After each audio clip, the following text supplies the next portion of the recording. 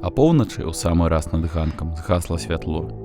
Праз замочную шчыліну я бачыў, як на прывітальным дыванку ўтвараецца ўжо знаёмая пляма цемры. Потым я міргнуў, і святло заззяла як раней. Там, дзе ён заўсёды быў, ляжаў новенькі выпуск начной газеты.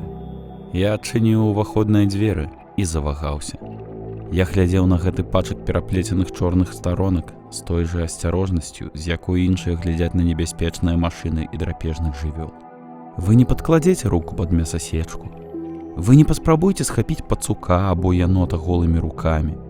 Але я падышоў і ўсё роўна схапіў начную газету. У той момант, калі я адчуў, што яе старонкі датыкаюцца да маёй скуры, я падумаў, што трэба было надзець пальчаткі. Напэўна, гэта не мела значэння. Я збіраўся прачытаць яе, і гэта, напэўна, было горш за ўсё.